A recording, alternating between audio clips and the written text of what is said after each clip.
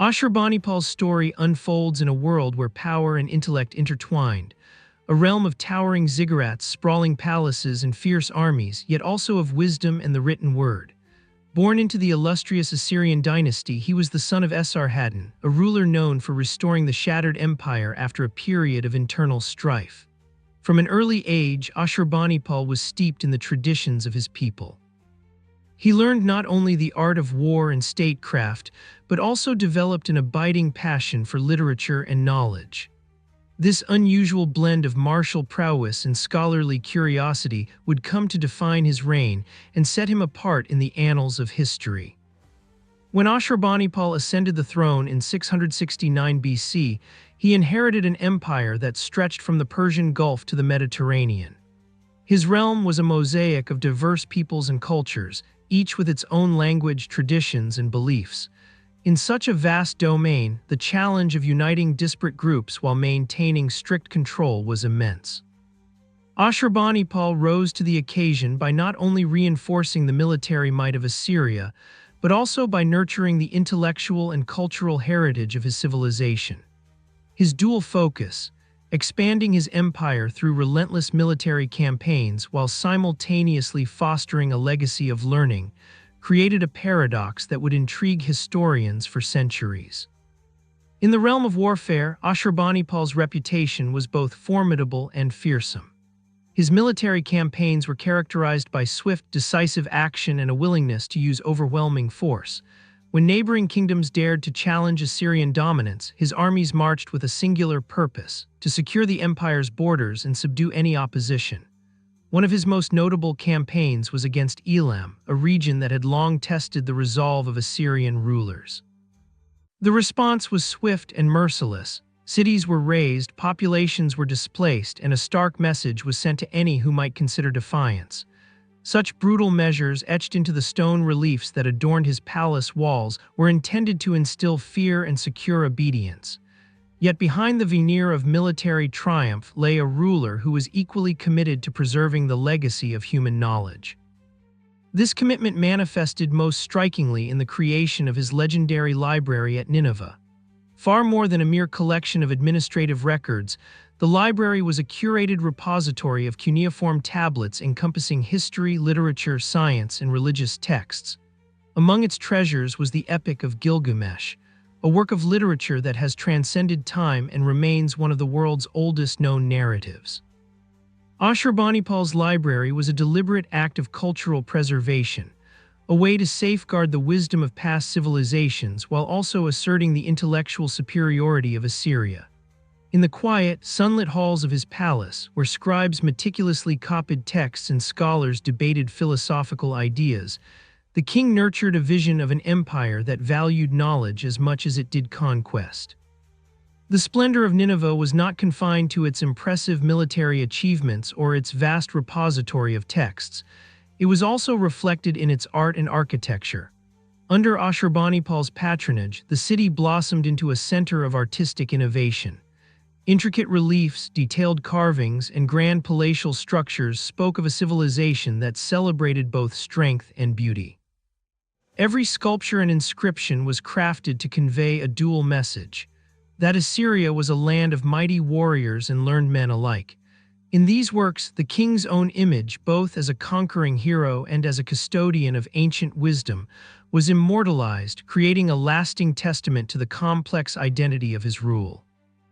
The duality of Ashurbanipal's reign, a fusion of relentless warfare and profound cultural patronage, reveals the complexities of leadership in the ancient world. His military exploits, marked by ruthless efficiency and the display of unbridled power, were counterbalanced by a genuine appreciation for literature and the arts. It is this paradox that has fueled modern debates about his legacy. On one hand, his campaigns, often recorded in graphic detail on palace reliefs, serve as stark reminders of the cruelty inherent in the pursuit of power. On the other, his dedication to the collection and preservation of knowledge has earned him admiration as one of history's great intellectual figures. In his own lifetime, Ashurbanipal was acutely aware that the strength of his empire depended not only on the might of his armies, but also on the enduring impact of the ideas he championed. Every inscription and every tablet recovered from Nineveh offers a glimpse into the mind of a ruler who sought to shape both the physical and intellectual landscapes of his time. The meticulous care with which these texts were compiled speaks to a belief that true immortality lay not in the fleeting triumphs of battle, but in the eternal legacy of knowledge. Ashurbanipal's library was not simply an administrative archive. It was a carefully curated collection that spanned genres and subjects, from astronomical observations and mathematical treatises to epic narratives and hymns to the gods. In assembling such a diverse array of works, he ensured that the intellectual achievements of his civilization would endure, offering future generations a window into the rich tapestry of Assyrian culture. The military campaigns of Ashurbanipal, while celebrated for their strategic brilliance, were also a source of controversy. His conquests, particularly in regions like Egypt and Elam, were marked by displays of overwhelming force that left lasting scars on the subjugated populations. The sheer scale of destruction wrought by his armies was intended to serve as a warning to any who might challenge the Assyrian hegemony. Yet even as he used force to secure his realm, Ashurbanipal was mindful of the need to integrate the conquered peoples into the fabric of the empire. His policies, though often harsh, were driven by a desire to maintain order and stability in a diverse and sprawling domain. This delicate balancing act between domination and administration, between coercion and integration, underscores the inherent challenges of ruling an empire that was as vast as it was culturally varied. Despite the ferocity of his military campaigns, there is ample evidence to suggest that Ashurbanipal was not solely defined by his prowess on the battlefield. In private, he was known to be a man of considerable learning and taste. The walls of his palace, adorned with depictions of mythological scenes and heroic deeds, also bore inscriptions that celebrated the wisdom of ancient civilizations. These dual narratives, one of conquest and one of cultural revival, were intended to construct a comprehensive image of his reign. The artistic and literary endeavors he supported were as much a part of his political strategy as his military campaigns.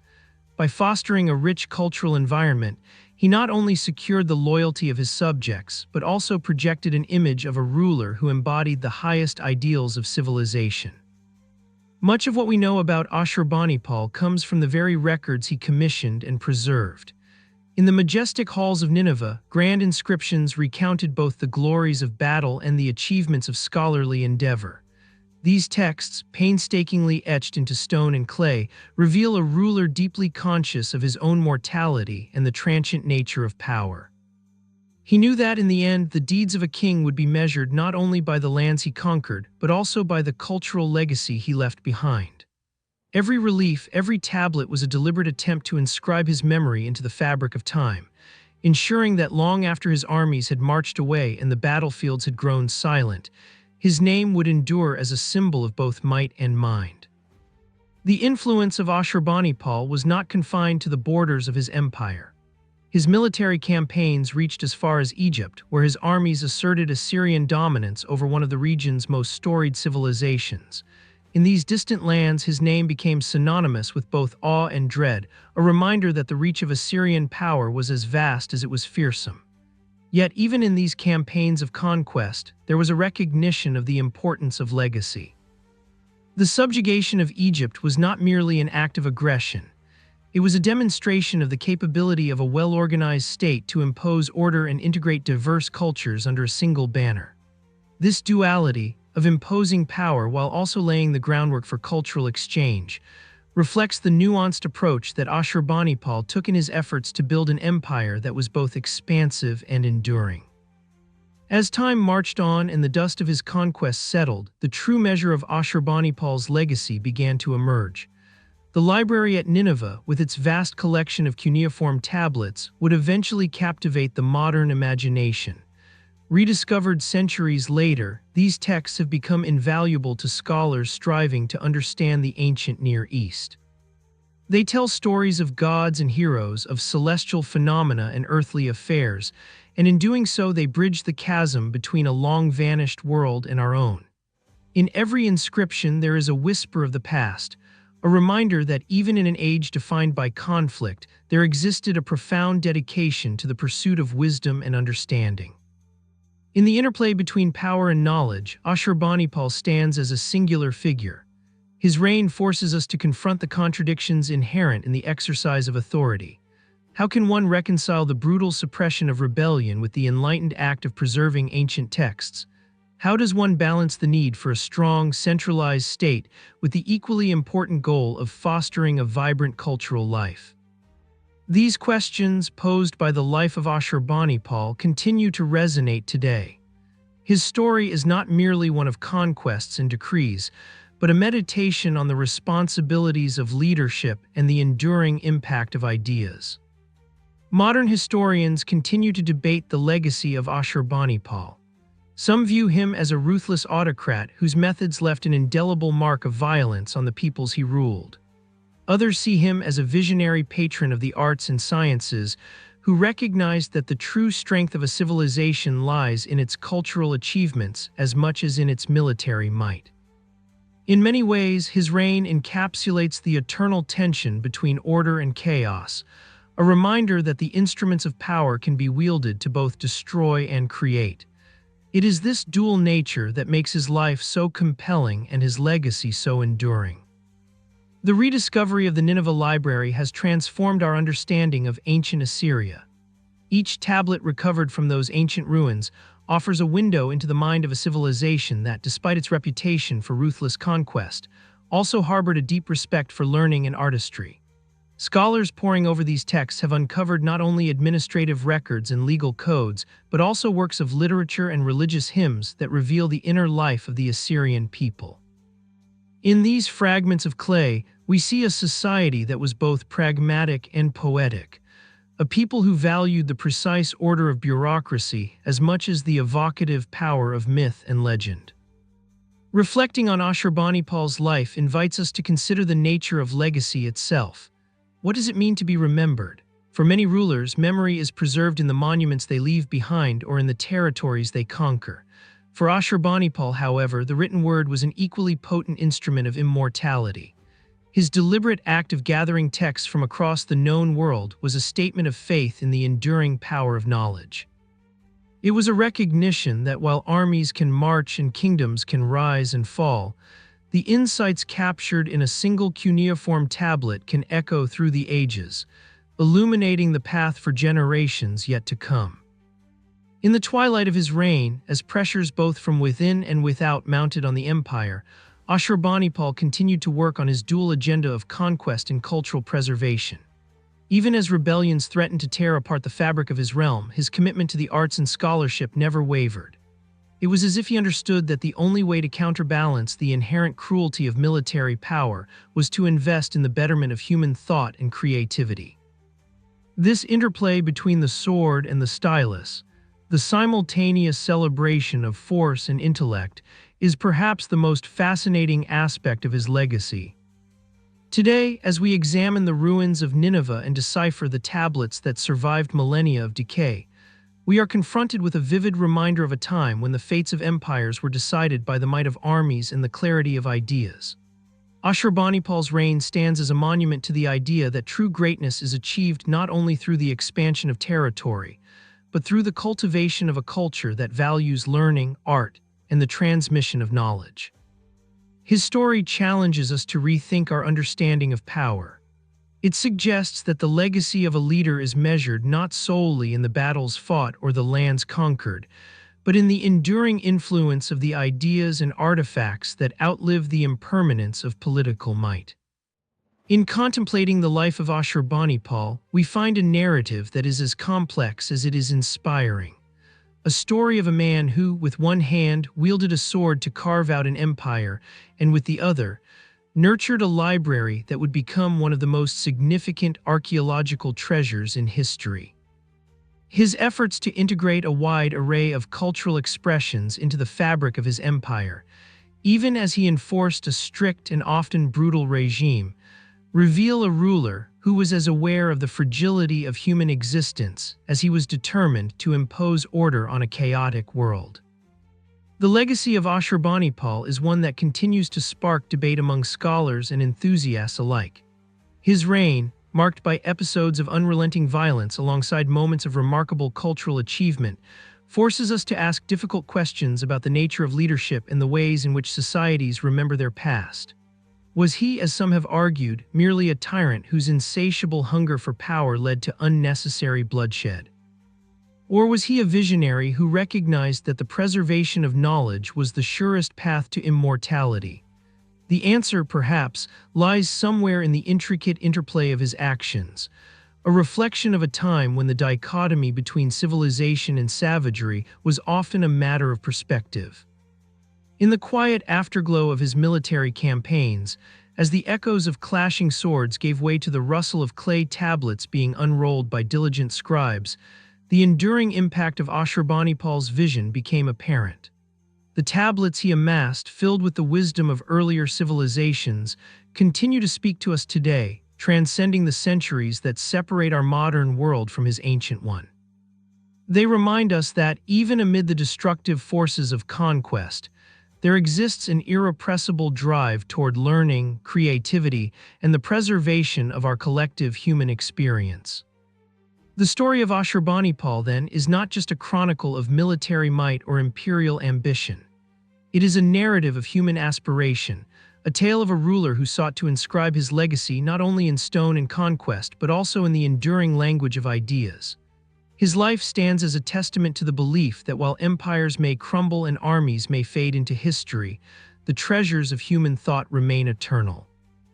In the clay tablets of Nineveh, the poems, the records, and the legends, we find echoes of a world where even the most fearsome warriors were capable of cultivating beauty, wisdom, and a vision that reached beyond the horizon of their own time.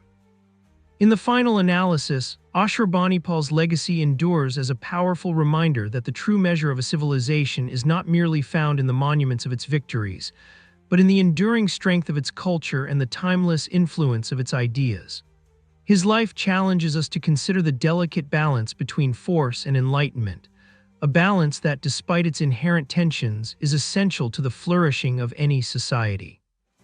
As we continue to explore the ruins of ancient empires and study the texts that have survived the passage of time, we are, in a sense, following in his footsteps, seeking to understand not only the deeds of those who came before us, but also the enduring power of human creativity and the quest for knowledge.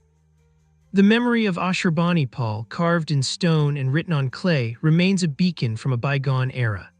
His story, woven from threads of triumph and tragedy, reminds us that even in the face of overwhelming violence and impermanence, the pursuit of wisdom can forge a legacy that endures far beyond the limits of mortal power. In every surviving tablet and every intricately carved relief, the spirit of his reign lives on, a testament to a time when the sword and the pen danced in tandem, shaping the course of history and illuminating the eternal human quest for meaning. And so, as we reflect on the life of Ashurbanipal, we are invited to embrace a timeless lesson: that true greatness is achieved not simply through the conquest of lands or the subjugation of foes, but through the enduring impact of ideas, art, and knowledge. His reign, with all its complexities and contradictions, challenges us to recognize that the legacy of any leader is measured not solely by the victories of the battlefield, but by the beauty and wisdom they leave behind. A legacy that, if cherished and remembered, can outlast even the most mighty of empires.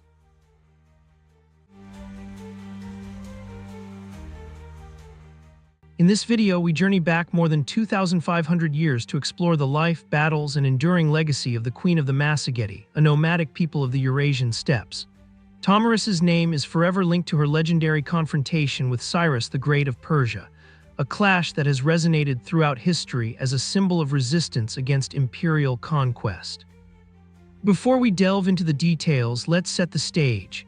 Imagine a world where vast empires were on the rise, where cultures clashed at the boundaries between sedentary civilizations and the nomadic tribes roaming the endless grasslands. In this milieu, Tomyris emerged not just as a military leader, but as a guardian of her people's way of life. Her story, recorded by ancient historians such as Herodotus, is steeped in both fact and myth, an epic tale of defiance, honor, and the high cost of empire building. Throughout this video, we will cover The historical context of the steppes and the peoples who inhabited them. Tomyris's rise to power as queen of the Massagetae. The dramatic confrontation with Cyrus, including the legendary battle that ended in the downfall of the Persian conqueror. The aftermath of the conflict and how Tomyris's legacy has been interpreted over the centuries. And finally, what her story means in the modern world, particularly as a symbol of female strength and resistance. So sit back, relax, and prepare to step into a world where the clash of swords and wills shape the course of history. To truly appreciate Tomyris, we must first understand the world from which she came. The vast steppes of Central Asia were not the barren wastelands many imagine today, but vibrant regions inhabited by a mosaic of nomadic tribes. Among these peoples were the Massagetae, a branch of the broader Scythian group known for their equestrian skills, fierce combat abilities, and deep-rooted cultural traditions that celebrated freedom and martial prowess. The nomadic lifestyle meant that these tribes moved with the seasons, following herds and taking advantage of the open, unbounded terrain. Their social organization was typically tribal and clan-based, where leadership was often earned through valor in battle and wisdom in council. The Massagetae in particular maintained traditions that emphasized honor, hospitality, and an unyielding spirit of independence, qualities that would later be exemplified by Tomyris herself. Visualize endless rolling grasslands under a vast sky, dotted with encampments and the rhythmic sound of hooves. This was the backdrop of Tomyris's youth, a life shaped by nature's raw power and the constant challenge of defending one's territory. In such an environment, survival depended not only on the strength of one's arm, but also on an intimate understanding of the land and its ever-changing moods. The cultural heritage of the Massagetae was passed down through oral traditions, epic poems, and the rituals of their nomadic lifestyle. Their stories, much like the landscapes they roamed, were wild and untamed, filled with heroes, battles, and the eternal struggle against external forces that threatened their way of life. It is within this rich cultural tapestry that Tomyris would rise to prominence, embodying both the beauty and the brutality of her world. The details of Tomyris's early life remain shrouded in the mists of antiquity. What we do know is that she was born into a society where strength, courage, and tactical skill were not only prized but necessary for survival. As a member of the ruling elite, Tomyris likely received training in both the art of warfare and the intricate politics of her people. In many ancient cultures, including those of the steppes, women of noble birth were not exempt from martial training. In fact, legends from across the nomadic world often feature formidable female warriors, a testament to the egalitarian aspects of these societies. By the time she assumed the mantle of leadership, Tomyris had already earned a reputation as a warrior of uncommon skill and determination. Her ascent to power was marked by her decisive actions on the battlefield, her shrewd political acumen, and her unwavering commitment to protect her people. As queen, she not only commanded respect among her own tribes, but also established herself as a guardian against the encroachments of expanding empires. It is said that Tomyris understood that the survival of her people depended on more than just military might. It required a deep understanding of diplomacy and an unbreakable will to resist domination. In a world where empires like Persia were rapidly expanding, Tomyris became the symbol of resistance, rallying her people to preserve their independence at all costs. During this time, the steppes were undergoing significant changes. With the rise of centralized empires to the south, such as the Persian Empire under Cyrus the Great, the balance of power was shifting. For nomadic tribes like the Massagetae, the encroachment of settled bureaucratic states represented a fundamental threat to their way of life. The tension was palpable, and leaders like Tomyris knew that conflict was inevitable. Her resolve was not born solely out of a desire for conquest, but was rooted in the deep conviction that the freedom and traditions of her people must be preserved at any cost. The stories passed down through generations speak of Tomyris's indomitable spirit, her willingness to face overwhelming odds, and her keen sense of justice. While ancient sources may differ in details, the core narrative remains clear. Tomyris was a leader who embodied both the ferocity and the honor of her people, prepared to confront any threat, no matter how mighty. While the steppes and their nomadic tribes continued their age-old traditions, far to the south a new power was emerging, one that would soon set its sights on the lands beyond its borders.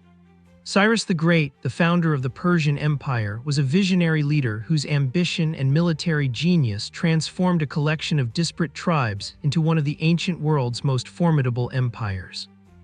Cyrus's conquests were characterized by a blend of military prowess, shrewd diplomacy, and at times ruthless ambition.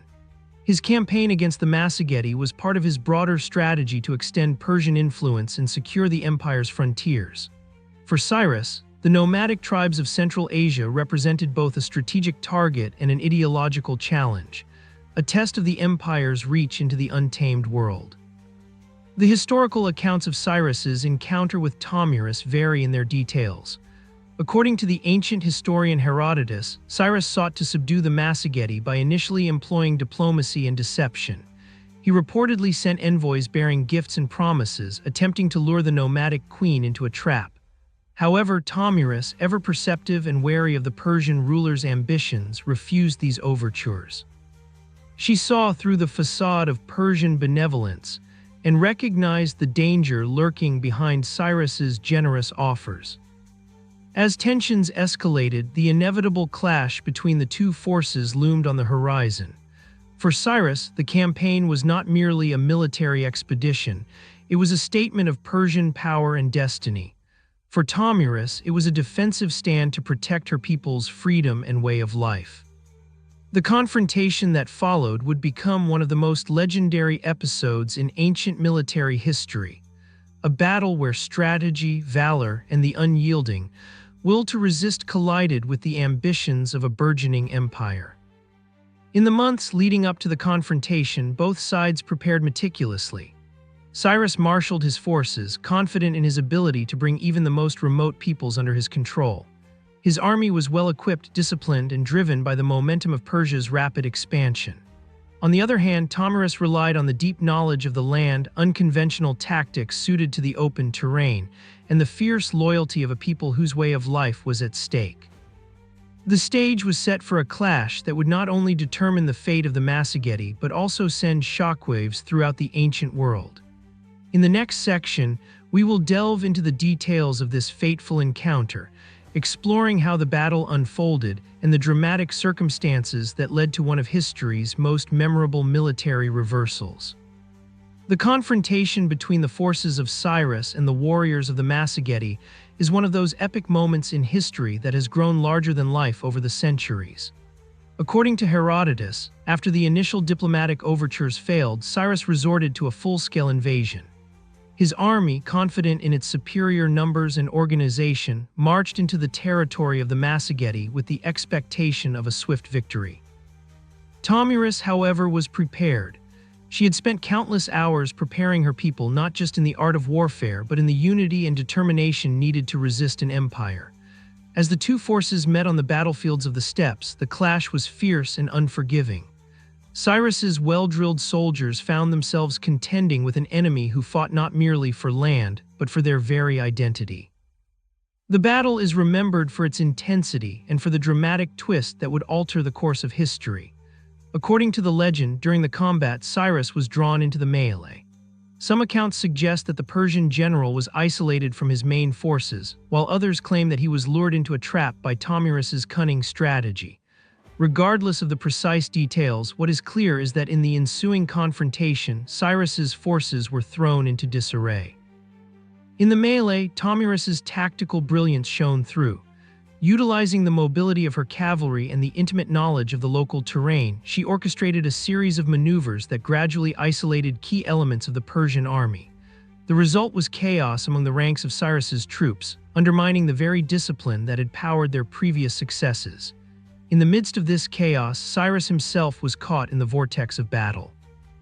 Herodotus recounts that after his capture, Cyrus met his end at the hands of Tomyris's warriors, a dramatic reversal for a ruler who had seemed almost invincible.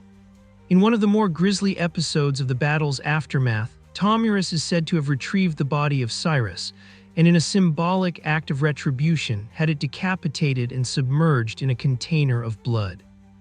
This vivid imagery was not simply an act of vengeance. It was a statement that no ruler, however powerful, was above the justice meted out by those defending their freedom. Modern historians debate the precise details of the battle and even question some of the more fantastical elements of the narrative. Yet, regardless of historical uncertainties, the core story endures, a powerful testament to the clash between imperial ambition and the unyielding will of a people determined to remain free. Tomyris's leadership in the face of overwhelming odds remains a stirring example of how strategy, resolve, and cultural identity can triumph over brute military force. The battle did more than secure the independence of the Massagetae. It also sent a resounding message to the ancient world.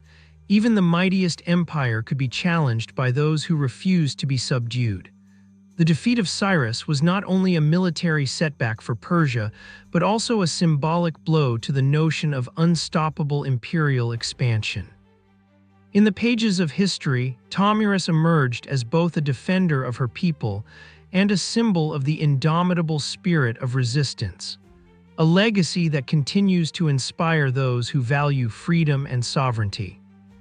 In the immediate wake of the battle, the landscape of power in the region shifted. The victory of the Massagetae under Tomyris's command halted Persian expansion in that direction for a time, and reinforced the notion that the nomadic tribes of the steppes were formidable foes, not easily subdued by even the most advanced military powers of the era. For Tomyris and her people, the victory was a reaffirmation of their way of life. It underscored the importance of their traditions, their deep connection to the land, and the values that had been passed down through generations. In a world where empires were built on conquest and subjugation, the story of Tomyris stands as a reminder that there are forces in history that cannot be measured solely by the size of an army or the wealth of a treasury. Instead, it is the strength of conviction and the courage to defend one's identity that can change the course of events. In the centuries that followed, Tomyris became an emblematic figure in the cultural memory of many civilizations. Her story was passed along by historians and poets alike, each retelling adding layers of myth and symbolism. In the Greek tradition, she was portrayed as the ultimate counterpoint to the imperial ambitions of Cyrus, a fierce, independent queen who would rather die than see her people subjugated. Her legacy, however, transcends any single cultural narrative. Across different eras and regions, Tomyris has been reimagined as a symbol of resistance against tyranny and an icon of female empowerment. For many, her defiance in the face of overwhelming odds is a timeless reminder that even the smallest force can challenge the mightiest empire when fueled by the fires of determination and honor. Yet her story also invites us to consider the nature of historical memory. How much of what we know about Tomyris is rooted in fact, and how much has been amplified by centuries of storytelling? Modern scholars continue to debate the details of her life in the battle with Cyrus. Archaeological evidence is sparse, and the primary accounts, most notably those by Herodotus, blend historical reporting with legend.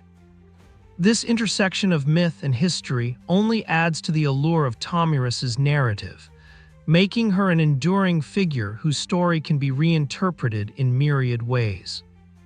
In today's world, where discussions about leadership, identity, and resistance continue to be fiercely debated, Tomyris offers an ancient yet remarkably modern lesson: that the courage to stand up against injustice and oppression is a quality as valuable now as it was in antiquity. One of the enduring challenges in recounting the story of Tomyris is disentangling the layers of myth from historical fact. Ancient sources such as Herodotus provide us with a vivid, if sometimes embellished, account of her life and battles. Over the centuries, these accounts have evolved, taking on symbolic dimensions that often reflect the values and prejudices of their own times. Some scholars argue that the more fantastical elements of Tomyris's story, the dramatic decapitation of Cyrus's corpse and the poetic justice that follows, should be seen as allegorical rather than strictly historical. They suggest that these stories served as a form of moral instruction for ancient audiences, warning rulers of the inevitable retribution that awaits those who overreach their power. Others contend that while the details may have been embellished, the core of the narrative, the fierce resistance of the Massagetae and the decisive leadership of Tomyris reflects a genuine historical episode. Even if we accept that some of the dramatic flourishes were added later, the underlying truth remains. A determined leader once rallied her people against a formidable adversary and secured a victory that reverberated through history. This duality between myth and history is not uncommon in the ancient world. Many figures, from Alexander the Great to Joan of Arc, are shrouded in legends that blur the lines between fact and fiction. What sets Tomyris apart, however, is the way her story has been embraced across cultures and eras, an embodiment of resistance that transcends the specific details of any one battle. As modern historians continue to study the steppes and the peoples who inhabited them, new interpretations and discoveries may yet shed additional light on the true nature of Tomyris's reign. For now, her legend remains a powerful reminder of the complexity of history, where the boundaries between reality and myth are as fluid as the winds that sweep across the endless grasslands. In our modern age, the story of Tomyris has found renewed resonance. She is frequently cited in discussions about leadership, resistance, and the role of women in history. In literature, film, and even political rhetoric, Tomyris's image is invoked as a symbol of uncompromising strength and the willingness to fight for what one believes in.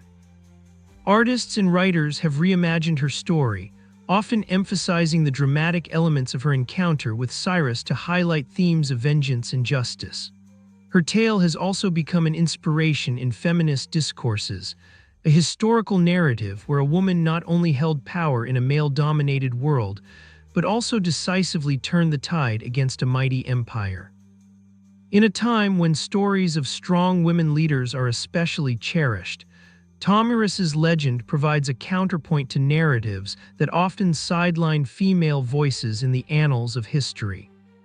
From graphic novels to documentaries, her legacy continues to evolve, challenging us to consider how history is recorded and remembered. Modern scholarship and popular culture alike invite us to see beyond the myths and understand the human qualities that made Tomyris a formidable leader, a woman of extraordinary resolve, intellect, and courage. As we bring this exploration of Tomyris to a close, we are left with a story that is as inspiring as it is enigmatic. Whether viewed through the lens of history, myth, or modern cultural critique, Tomyris remains a symbol of resistance, a champion of freedom, and a reminder that the fight for one's identity is timeless. Her legacy endures not simply because of a single battle or a dramatic act of vengeance, but because her story speaks to the universal struggle against oppression. In an era defined by rapid change and often overwhelming global forces, the spirit of Tomyris offers a beacon of hope, a call to defend our values, our communities, and our way of life with unwavering resolve. Thank you for joining us on this journey through the life and legacy of one of history's most formidable warrior queens. May the courage of Tomyris inspire you to stand up for what you believe in, no matter the odds.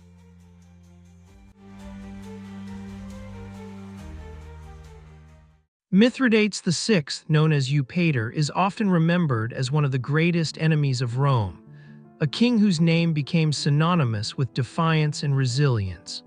His life was marked by ambitious dreams, brutal power struggles, and an unyielding resolve to protect and expand the kingdom of Pontus. Born around 132 BCE, Mithridates VI was the son of Mithridates V, who ruled Pontus during a tumultuous time in the history of Asia Minor. His early years, however, were anything but peaceful. Mithridates VI's path to power was shaped by a dramatic series of events, beginning with the sudden death of his father. Mithridates V, his father, was poisoned under mysterious circumstances, and his death set off a chain of events that would change the course of history. As a young prince, Mithridates VI was initially seen as a weak heir, barely a teenager when his father passed.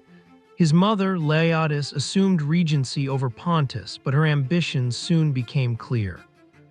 She sought to consolidate power for herself, undermining her son's authority and striving to make Pontus a more politically aligned kingdom with the ambitions of surrounding empires, including Rome. But Mithridates VI was not the passive figure he appeared to be. Even as a teenager, he understood the intricate and dangerous politics of his time. While his mother ruled in his name, he was anything but powerless. There are stories of Mithridates plotting to escape his mother's court to reclaim his throne, and it's believed that after several failed attempts to murder him, Mithridates was forced into hiding. The young prince fled into the surrounding wilderness, surviving through sheer determination, using his wit, knowledge of the land, and a fierce will to live. It was in these years of exile that Mithridates VI honed the skills that would later make him one of the most formidable monarchs of his time. His survival was not only a result of his physical endurance, but also of his intelligence and growing awareness of the world around him. During his time in the wilds of Pontus, he developed a deep knowledge of the natural world, learning the medicinal properties of plants and poisons. This knowledge would play a key role in his later battles against both his enemies and the forces of Rome. In the mid-120s BCE, Mithridates VI was finally able to return to his kingdom after the assassination of his mother, Laodice. The power vacuum left by her death gave the young prince his chance to reclaim his birthright. With a combination of military force and political maneuvering, Mithridates VI quickly secured his position as the king of Pontus. Yet the region was far from stable, and the king faced immediate threats from both within and outside his borders. At home, Mithridates VI had to deal with internal opposition from nobles who had supported his mother's rule. But more pressing were the threats from the growing Roman Empire, which had been expanding its influence across the eastern Mediterranean. Rome, still in the throes of its expansion, viewed Pontus as an emerging threat. The Romans had long been concerned with the growing power of Mithridates VI, and his rise to power only confirmed their suspicions that Pontus could soon become a rival to Rome's dominance in the region. By the time Mithridates VI ascended to the throne, Rome had established itself as the uncontested superpower of the Mediterranean, and its expansionist policies were increasingly targeting the kingdoms of Asia Minor. The First Mithridatic War would soon be set into motion, but the early years of Mithridates VI's reign were marked by political prudence. He sought alliances, first with the neighboring kingdom of Armenia, which had similar interests in resisting Rome, and later with other regions that could serve as a bulwark against Roman ambitions. Mithridates VI was not only concerned with his kingdom's immediate security, he also harbored grander visions of power. His dream was to create a united front of Greek city-states and Eastern monarchies that could stand against Roman imperialism. It was a vision that went beyond the borders of Pontus. He believed that the Eastern Mediterranean could be unified under his banner, effectively challenging Rome's control. His ambition was not simply to survive, it was to rival and eventually defeat Rome. Rome, however, would not stand idly by. The Roman Senate, with its eye on the wealth and influence of Asia Minor, saw Mithridates VI as an obstacle that had to be removed. In 88 BCE, as Mithridates' ambitions grew clearer, the Romans began to take more aggressive actions to counter his growing power. The situation would soon escalate into full-scale war. But Mithridates was not one to back down. In a moment of political brilliance, he launched the first of what would become the Mithridatic Wars. By 88 BCE, he was already well prepared for the conflict, having built up his army and secured vital alliances. His forces were bolstered by a mixture of Pontic soldiers, Armenian troops, mercenaries, and Greek city-states that had long chafed under Roman rule. The First Mithridatic War was a bold gamble on Mithridates VI's part. He knew that confronting Rome directly was a monumental task, but he believed that by igniting revolts in the Greek cities under Roman control, he could stretch Roman resources thin and disrupt their hold on the region. His forces moved swiftly, taking advantage of the momentary chaos that the Roman Republic was experiencing under the leadership of Sulla. The war would not be a short one, and while Mithridates initially saw success, the Romans under Sulla would eventually rally and defeat his forces, forcing him to retreat.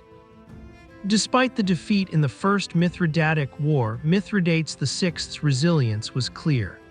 His ambitions had not been dashed, and his ability to survive in the face of overwhelming odds was part of what made him one of history's most fascinating leaders. He would recover, regroup, and soon begin preparing for the inevitable confrontation with Rome again, ultimately setting the stage for the wars that would define his legacy. The rise of Mithridates VI was not just the story of a king. It was the story of a man who had learned from the mistakes of his predecessors and who was willing to take the most daring risks in order to fulfill his vision. His reign, marked by a thirst for power, ambition, and a deep-seated hatred of Rome, would echo through the ages, setting the stage for one of the most memorable conflicts of the ancient world. Mithridates VI Eupator's determination to challenge Rome's supremacy led him directly into conflict, beginning with the First Mithridatic War in 88 BCE. The war was not merely a fight for survival. It was an attempt to overthrow the dominance of Rome in the eastern Mediterranean and shift the balance of power in the region.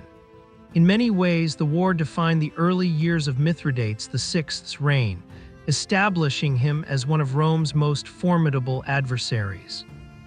Mithridates VI's strategic brilliance was evident in how he began the war.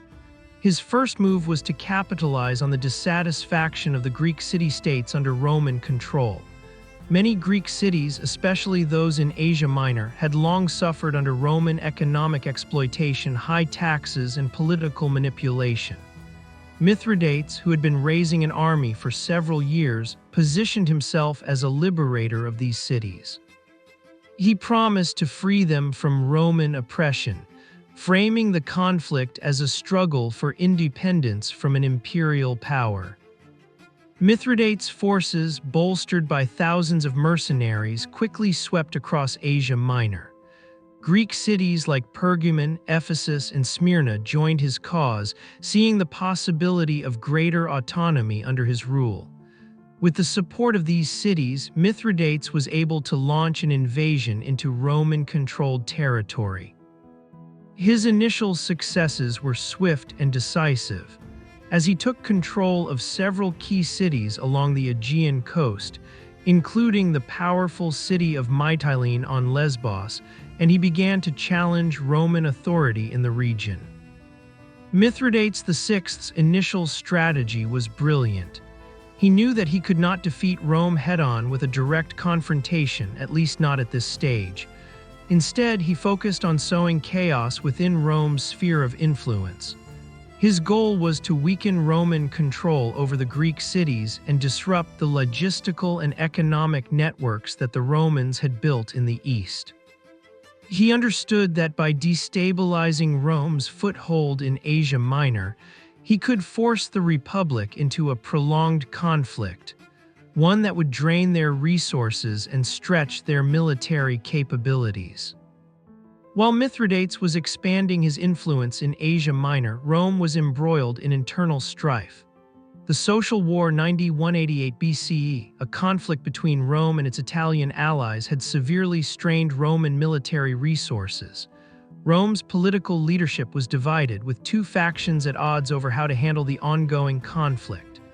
The situation in Italy forced the Senate to send one of its most competent generals, Lucius Cornelius Sulla, to deal with Mithridates' threat. Sulla, a man with vast military experience, would become the key Roman figure in this war, and his rivalry with Gaius Marius would add further complications to the Roman effort. Sulla's command in the east initially faced several obstacles. His march to confront Mithridates was delayed by political infighting back in Rome, as rival factions sought to undermine his position. Meanwhile, Mithridates was consolidating his control over the Greek cities, establishing himself as their protector and champion. Sulla's delay allowed Mithridates to strengthen his position in the region and gather more support among the local populations, who had grown increasingly disillusioned with Roman imperialism. The war reached a boiling point in 87 BCE when Mithridates executed one of the most notorious acts of brutality of the entire conflict, the massacre of Roman and Italian civilians in Asia Minor. In a brutal stroke aimed at crippling Roman influence in the region, Mithridates ordered the execution of tens of thousands of Roman citizens and Italian allies living in his territories. The massacre, known as the Asiatic Vespers, shocked Rome and enraged the Roman Senate. It marked the beginning of a bloody and vicious conflict between the two powers, one that would last for many years. The massacre hardened Roman resolve and led to a decisive Roman counterattack. Sulla, once he had gathered his forces, launched a full-scale campaign to reclaim the region from Mithridates' control. The conflict would soon shift from an internal struggle for supremacy within Asia Minor to a more conventional war between two established powers. Sulla, with his superior military organization and resources, began to push Mithridates back. The Roman general's ability to rally and reorganize his forces proved crucial in turning the tide of the war. Despite Sulla's success, Mithridates VI proved remarkably resilient. He was not content to simply retreat. Instead, he continued to wage a war of attrition, engaging in a series of guerrilla tactics and sieges that slowed Sulla's advances. Mithridates also made use of his extensive network of allies, particularly in the east, to harass Roman supply lines and forces, forcing Sulla to divide his attention. In the meantime, Mithridates' political maneuvering allowed him to secure additional allies, notably the Kingdom of Armenia, led by King Tigranes the Great, who shared his desire to oppose Roman expansion. Sulla's eventual victory came at the Battle of Chaeronea in 86 BCE. Despite Mithridates' resilience, his forces were decisively defeated. The Roman legions, which had been battered by months of conflict and internal division, proved too disciplined and experienced to be overcome by the Pontic king's forces. Mithridates was forced to retreat once more, and this time he could not afford to escape without consequences. The Treaty of Dardanos, signed in 85 BCE, marked the end of the First Mithridatic War. The terms of the peace were harsh for Mithridates, who was forced to give up most of the territories he had gained, pay a large indemnity to Rome, and promise not to interfere in the affairs of the Greek city-states under Roman control. However, even in defeat, Mithridates VI's spirit remained unbroken. The treaty marked a temporary setback, but his vision for an anti-Roman coalition remained intact. He quickly began rebuilding his military forces and looking for new opportunities to challenge Rome's dominance once more. The First Mithridatic War revealed several important aspects of Mithridates VI's character. He was not simply a ruthless conqueror, but a leader who understood the importance of strategy, diplomacy, and timing. His ability to rebound after significant defeats, his long-term vision for the region, and his cunning political maneuvers made him a dangerous adversary. Though he was temporarily defeated in 85 BCE, Mithridates VI's ambition was far from quelled. His hatred for Rome and his determination to rid the East of Roman control would continue to define his actions in the years to come. The Treaty of Dardanos in 85 BCE marked a temporary setback for Mithridates VI Eupator, but it was by no means the end of his ambitions. Though he had been forced to relinquish much of his hard-won territory and had to pay a hefty indemnity to Rome, Mithridates' resolve to challenge Roman dominance in the East remained unshaken. The loss was a blow to his pride, but it served only to deepen his determination to see Rome's imperial reach curtailed.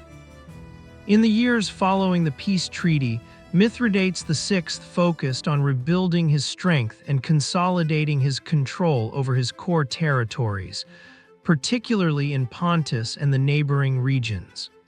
He had learned from his previous defeat and recognized that he needed to prepare more carefully for the next phase of his struggle against Rome.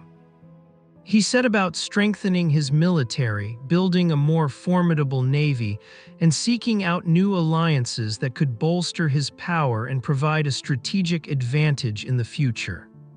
It was a period of quiet preparation, but Mithridates was always watching for the right moment to strike. The Roman Republic, meanwhile, was embroiled in its own set of internal conflicts.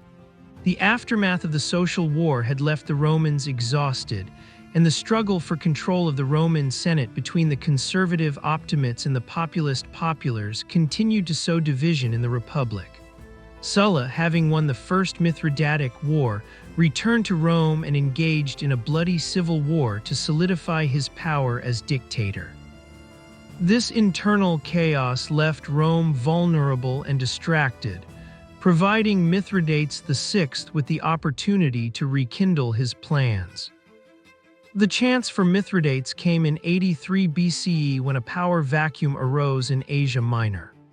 The Roman Senate had shifted its focus away from the eastern Mediterranean, as Sulla's dictatorship occupied much of the Senate's attention. Taking advantage of the situation, Mithridates began to make overtures to the Greek cities in Asia Minor, promising them relief from Roman domination. He also sought alliances with other powers that were eager to challenge Rome, including the Kingdom of Armenia, now under the rule of King Tigranes the Great, a man whom Mithridates had once allied with in the First Mithridatic War. By 83 BCE, Mithridates had rebuilt his army and begun his campaign to reassert his control over the Greek cities of Asia Minor. He used his charisma and political acumen to convince many of these cities to rebel against Rome once more. Mithridates' message was simple. Rome had proven itself incapable of maintaining order in the East, and the people of Asia Minor deserved better leadership. Many Greek cities, disillusioned by Roman corruption and exploitation, rallied to his cause, swelling his ranks with thousands of soldiers, sailors, and mercenaries. Mithridates' resurgence was swift and brutal. He began by moving decisively against the Roman provinces of Asia and Bithynia, driving Roman forces from several key cities. By 82 BCE, Mithridates was once again in control of much of Asia Minor, and his influence seemed poised to spread further. His actions also forced the hand of the Romans, and once again the Senate took notice. The Romans, under a new generation of leaders, began to prepare for the inevitable conflict that was coming. The Second Mithridatic War formally began in 83 BCE with Mithridates' invasion of the Roman province of Asia. His forces advanced quickly, capturing numerous cities and further destabilizing Roman control. Rome, still in the grips of internal turmoil, responded sluggishly at first. However, the Roman general Lucullus was appointed to deal with the Pontic threat. Lucullus, known for his intelligence and military skill, would become the primary Roman opponent to Mithridates during the war. Mithridates VI was well aware that he needed a decisive victory over the Romans to secure his position and legitimacy as the leader of the anti-Roman coalition. He sought to lure Lucullus into a direct confrontation, hoping that his superior numbers and the support of his allies would give him the upper hand. However, Lucullus was a cautious general who preferred to avoid direct confrontation unless the odds were in his favor. As a result, much of the early conflict in the Second Mithridatic War revolved around a series of skirmishes and sieges, rather than the large-scale battles that Mithridates had hoped for. In the meantime, Mithridates once again demonstrated his political savvy. While Lucullus was taking his time to engage, Mithridates used the opportunity to fortify his positions, strengthen his alliances, and build a more formidable defense. He also engaged in a war of attrition, attempting to wear down Roman forces by launching raids and undermining their supply lines. The Roman legions, stretched thin and harassed by constant Pontic attacks, began to feel the strain of the conflict. Despite Mithridates' successes in the early stages of the war, his forces were ultimately hindered by the nature of the conflict. Unlike the more straightforward campaigns he had waged in the past, the Second Mithridatic War was characterized by a prolonged stalemate, with neither side able to deliver a decisive blow. Mithridates' strategy of relying on alliances and guerrilla warfare began to lose its effectiveness against the disciplined Roman legions, and his forces began to falter. At this juncture, the conflict took an unexpected turn. In 71 BCE, a new Roman general, Pompey the Great, was given command of the war against Mithridates. Pompey, who had been rising in prominence after his success in Spain, had a different approach to the war than his predecessors. He was decisive, quick-moving, and determined to finish the conflict once and for all. Unlike Lucullus, Pompey did not hesitate to confront Mithridates directly. Pompey's swift military campaigns, combined with his ability to cut off Mithridates' access to key allies and resources, led to the collapse of the Pontic king's power. By 66 BCE, Mithridates had been driven into retreat and his territories were slowly being reclaimed by Rome. The king, who had once seemed poised to create a new power in the east, was now facing the twilight of his reign. Despite his best efforts, Mithridates VI was unable to withstand the might of Rome's combined military and diplomatic forces. His dream of challenging Rome had been crushed, but his legacy lived on in the struggle that he had sparked. The Second Mithridatic War, while ultimately unsuccessful, had demonstrated the power of resistance, and his legacy as a symbol of defiance would continue to inspire future generations. By 66 BCE, Mithridates VI Eupator was facing the end of his once glorious reign. His long struggle against Rome, which had spanned decades and defined his leadership, was coming to an inevitable close. The relentless campaigns, the shifting alliances, and his defiance of Roman supremacy had all led to a gradual erosion of his power. The forces of Pompey the Great had systematically crushed his defenses, and Mithridates was left with little more than a few loyal followers and the remnants of his once mighty kingdom. The final phase of Mithridates' life was marked by bitterness, frustration, and a relentless pursuit of a lost cause. As his empire crumbled under the weight of Roman military superiority, Mithridates made a last-ditch effort to rebuild his forces and regain control over his territory. He sought refuge with his remaining allies, including King Tigranes of Armenia, but even these alliances were faltering.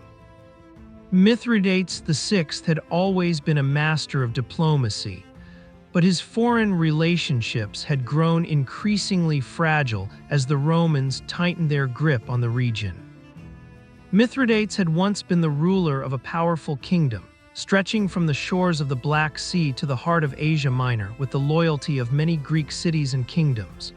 His reign had been characterized by extraordinary ambition, military genius, and a determination to free the East from Roman domination. Yet by 66 BCE, those grand ambitions had been shattered. His power had dwindled to a shadow of what it once was, and his kingdom was increasingly encircled by Roman forces. In a final act of desperation, Mithridates attempted to flee to the kingdom of his son-in-law, Pharnaces II, who ruled over the Bosporan kingdom. This northern kingdom, situated on the edge of the Black Sea, was one of the few places left where Mithridates could still hope for refuge and support. However, even in this final retreat, Mithridates' fortune would not be in his favor. As Mithridates traveled to the Bosporus, he was pursued by Roman forces under the command of Pompey the Great. Pompey, having consolidated his control over the eastern Mediterranean, was determined to bring the last vestiges of Mithridates' power to an end. The Pontic king's fate seemed sealed, but in one of the final chapters of his saga, Mithridates faced a decision that would ultimately define his legacy. Arriving in the Bosporan kingdom in 63 BCE, Mithridates was met with the news that his son-in-law Pharnaces II had betrayed him. Pharnaces, seeing an opportunity to secure his own position, had allied himself with the Romans. Desperation gripped Mithridates. In a last tragic act, he attempted to flee further into exile, but he knew that his prospects were dimming with each passing day. Mithridates VI, unable to accept the defeat that had befallen him and unwilling to face capture by the Romans, turned to his trusted advisors for a final resolution. According to various historical sources, Mithridates ultimately chose to take his own life. Betrayed by his own son-in-law and surrounded by enemies, he took poison in a desperate bid to avoid the humiliation of being paraded through the streets of Rome as a prisoner. However, even in death, Mithridates' legacy was not easily sealed. The poison, which he had consumed on many occasions in an attempt to build immunity, failed to kill him immediately. In his final moments, Mithridates is said to have ordered one of his attendants to complete the deed by striking him with a sword. The death of Mithridates VI Eupator in 63 BCE marked the end of an era. His reign, which had been defined by defiance, military brilliance, and unyielding ambition, came to a tragic and anticlimactic close. He had once dreamed of breaking the chains of Roman imperialism and creating an Eastern empire that could rival the might of Rome. Instead, he became a symbol of both the fragility of such ambitions and the relentless power of the Roman Republic. Mithridates VI Eupator's reign left a deep imprint on the history of the ancient world, and his legacy continues to be a subject of fascination for historians, scholars, and enthusiasts of ancient history. While his efforts to resist Roman domination ultimately failed, his life and reign stand as a testament to the complexity of leadership, the challenges of dealing with a power like Rome, and the costs of ambition. First and foremost, Mithridates was a brilliant strategist and military commander. His early successes in the First and Second Mithridatic Wars demonstrated his keen understanding of both conventional and unconventional warfare. He excelled at using guerrilla tactics, employing his knowledge of terrain and leveraging local alliances to his advantage. His ability to rally diverse groups from Greek cities to Armenian kings showed a political acumen that extended beyond the battlefield. Mithridates also displayed remarkable resilience throughout his long struggle against Rome. Despite suffering setbacks and defeats, he never gave up on his ambition to overthrow Roman rule in the East. His repeated efforts to raise armies, build alliances, and continue his campaigns demonstrated a tenacity that was both admirable and tragic. Even when faced with overwhelming odds, Mithridates refused to accept defeat until his final moments. This tenacity, however, was coupled with a stubbornness that led him to make critical mistakes, particularly in his underestimation of Rome's ability to adapt, regroup, and respond decisively to threats. In addition to his military and political qualities, Mithridates' reign was marked by his efforts to create a multi-ethnic empire that united various peoples under his rule. He attempted to build bridges between different cultures, including the Greeks, Armenians, and the various Anatolian tribes. This cultural and political vision was one of the more ambitious aspects of his reign. He sought to position himself as a protector of the Greek cities, a liberator from Roman oppression, and a champion of Hellenistic culture. However, the very qualities that made Mithridates a formidable foe to Rome also contributed to his downfall. His overconfidence, failure to recognize the limits of his power, and the sheer scope of his ambitions led to his eventual isolation. His alliances, particularly with King Tigranes of Armenia, proved unstable, and his relationships with his own family were marked by betrayal, most notably by his son-in-law Pharnaces II. The internal conflicts within his own court, combined with his inability to achieve a decisive victory over Rome, ultimately weakened his position and led to his defeat. Rome, on the other hand, emerged from the conflict stronger and more resolute than ever. The wars with Mithridates were costly, but they also served to solidify Roman power in the Eastern Mediterranean. The fall of Mithridates was followed by an increasing Roman presence in the region, with Pompey's campaigns marking the final phase of Rome's expansion into Asia Minor and the Caucasus. Mithridates VI's death in 63 BCE did not end the Roman domination of the East. Yet his resistance against the Roman juggernaut remains a significant chapter in the history of Rome's imperial expansion. His life was marked by extraordinary ambition, and although he did not achieve his ultimate goal, he left behind a legacy of resistance, strategy, and complexity that continues to captivate historians and those who study the ancient world. Mithridates VI is often remembered as a tragic hero, one whose grand vision of a liberated East was crushed by the unrelenting forces of Roman imperialism. He remains one of the most enigmatic and fascinating figures in ancient history, a king whose brilliant mind and fierce independence ultimately met their tragic end at the hands of his enemies and his own fate.